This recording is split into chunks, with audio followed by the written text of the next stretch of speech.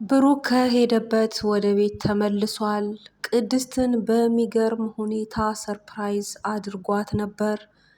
የብሩክ ወንድም መድብል ብሩክ ከታገተበት ነፃ አስወጥቶታል። ዝና ከባድ ችግር ውስጥ እየገባ ነው። እየሰራ ያለው ስራ ወንጀል በመሆኑ ያም ተነቅቶበት ዘብጥያ ሊወርድ ነው።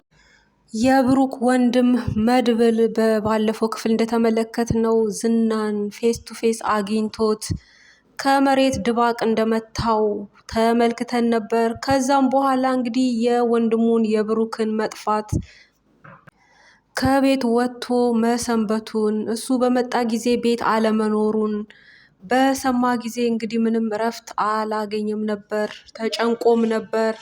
ከዛን ጊዜ ጀምሮ የወንድሙን መጥፋት የት እንዳለ ሲያፈላልግ ነበርና በዛም መሰረት እንግዲህ ወንድምየው ያው ከከባድ ሰዎች ጋር ግንኙነትን ፈጥሮ ምሳሌን ለማሳከም ባለው ሂደት በተዋዋላቸው ሰዎች እንግዲህ ችግር ውስጥ መውደቁ ነው የተሰማው። ከእነኛም ሰዎች ጋር የዝና እጅ እንዳለበት ነው የተደረሰበት።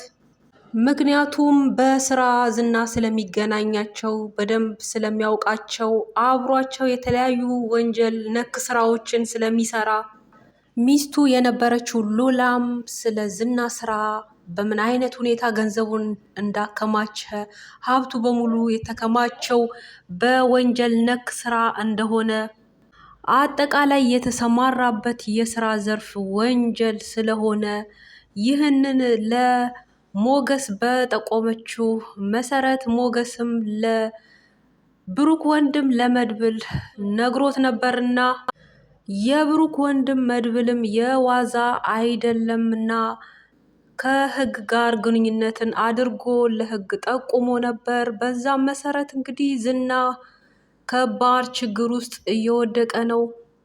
በተጨማሪም የብሩክ ወንድም አንዳንድ መረጃዎችን ለማግኘት ለመሰብሰብ ኤፍራታንም ጭምር አግኝቶ አንዳንድ ነገሮችን ሲጠይቃት ነበር። እሷም ያው ምንም የምታውቀው ነገር የለም አንዳንድ ነገሮችን እንጂ ወሳኝ የሆኑ ነገሮችን ሰብሰብ አድርጊ ኢንፎርሜሽኖችን ብሩክ የት እንዳለ በምን አይነት ሁኔታ ውስጥ እንዳለ ማህሌት ከዝና ጋር የምታወራቸውን ነገሮች እያንዳንዱን ኢንፎርሜሽን ለእኔ አቃቢ፣ ከዛ በኋላ የሚያስፈልግሽን ዳጎስ ያለ ገንዘብ እሰጥሻለሁ ሲል በዛ እሷም ተስማምታ ነበር። ያው እሷም በታዘዘችው መሰረት ማህሌትን በመከታተል አንዳንድ ነገሮችን አጥብቃ በመጠየቅ ኢንፎርሜሽን ለመቀበል ሞክራ ነበር። ነገር ግን ያው ዝና ጥብቅ የሆነ ሰው ስለሆነ በጣም ጠንቃቃ የሆነ ሰው ስለሆነ እያንዳንዱን ነገር ለማህሌት አይነግራትም። አብሯት ይስራ እንጂ ስለሚያገናኛቸው ጉዳይ ብቻ ነው እንጂ ከዛ በተረፈው ስለ ስራው ስለሚሰራው ነገር ስለ ሚስጥራዊ የሆኑ ከባድ ከባድ ነገሮችን አንድም አይነግራትም። ምክንያቱም ማህሌት ወንፊት ናት፣ አያምናትም፣ ብዙም አያቀርባትም፣ ወሳኝ የሆኑ ጉዳዮችንም አያማክራትም።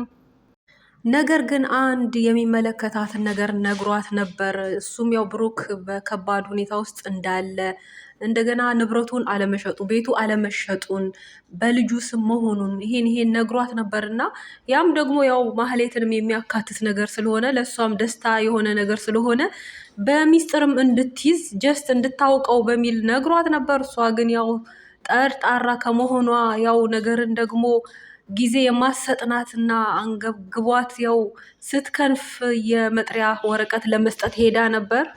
እነ ብሩክ ቤት መሄዷን ያንን የመጥሪያ ወረቀት መስጠቷን ለዝና ነግራው ነበር። ዝና ያው ጥሩ ሙድ ላይ አልነበረም። ነገሮች እየተሳኩለት ስላይደለ ያሰበው ነገር ሁሉ እየሆነ ስላይደለ ከዛም የተነሳ ተበሳይቶ እየጠጣ ባለበት እንግዲህ ከዛ ሙድ እንዲወጣ ብላ በነገረችው መሰረት እሱ ግን ይባሱን እሷኑ ተናንቆ ሊገላት መድረሱን ከባለፈው ክፍል ተመልክተን ነበር።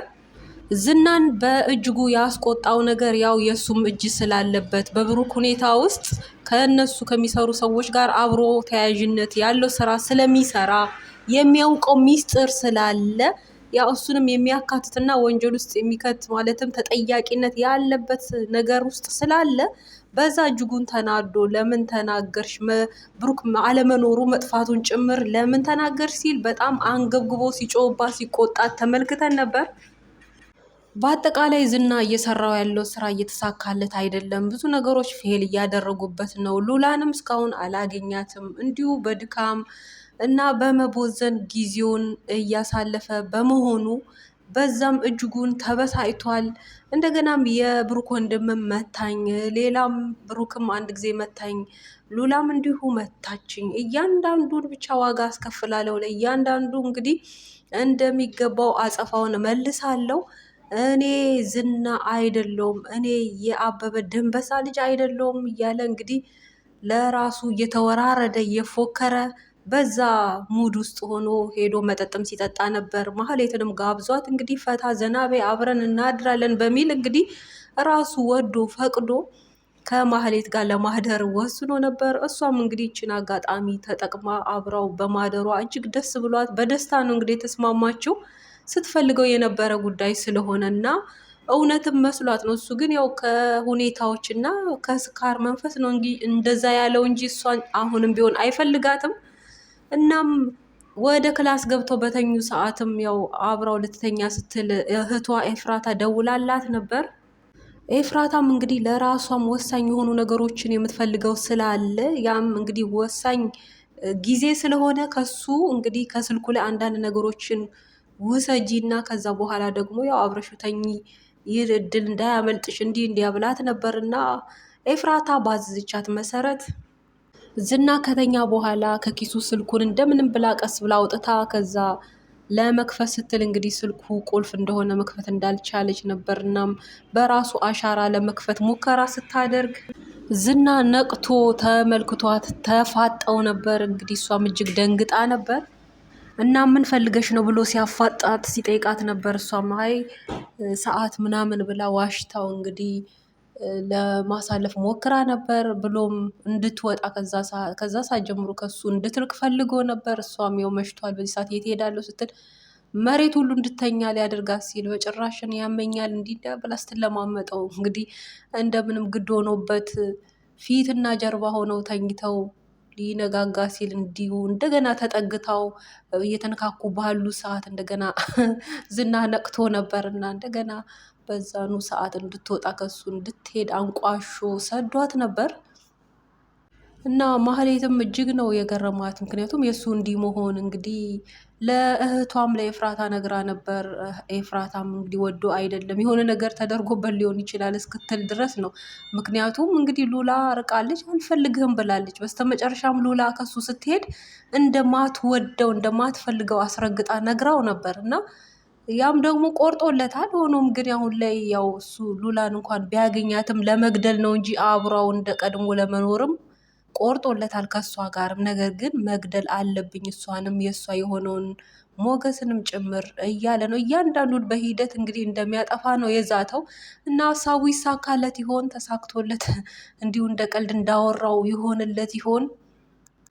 ሞገስና ሉላም አሁን ላይ ጥሩ ላይ ናቸው። ምንም በአንድ ስፍራ ተጨቁነው እንደ ልባቸው መንቀሳቀስ መውጣት መግባት እንኳን ባይችሉ ነፃነቱን የተነፈጉ እንኳን ቢሆኑ ባሉበት ግን እጅግ ደስተኛ ናቸው። በጣም ደስ የሚል ፍቅር ላይ ናቸው እንግዲህ እናም ዝና በምን አይነት ሁኔታ እነሱ እንደሚከተልና እንደሚያገኛቸውም ተረድተዋል።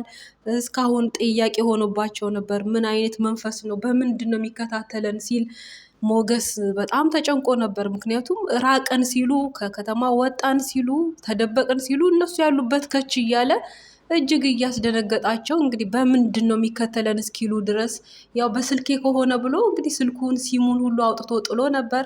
በዛም አይደለም እሱ እንግዲህ ስማርት ነው። ያው እንደዚህ አይነት ሰዎችን ስለሚያውቅ ሰውን ለማግኘት በምን መንገድ ምን አይነት ጥበብ መጠቀም እንዳለበት ጠንቅቆ የሚያውቅ ሰው ስለሆነ እንግዲህ የሚከታተልበትም መንገድ አሁን ተነቅቶበታል ማለት ነው። እነሱም ነቅተውበት በዛም ሲሳሳቁ ነበር። እስከ ዛሬ ድረስ ለካ የሚከተለን ከባንክ በምናወጣው በብር በዛ መንገድ ነው ማለት ነው እያሉ ሲነጋገሩ ነበር። እንግዲህ በቀጣይ እነሱስ ምን አስበው ይሆን? ያው በዝና ላይ ወንጀል መስራቱ ክስ ከተመሰረተበት እሱም ዘብጥያ ከወረደ እነሱም በነፃነት ወጥተው ገብተው ተጋብተውም አብረው የሚኖሩበት እንግዲህ ቅርብ እንደሚሆን ነው። በዚህ ክፍል ያዘጋጀነው ይህንን ይመስላል። ስለተከታተላችሁ ከልብ እናመሰግናለን። ደህና ሆኑልን።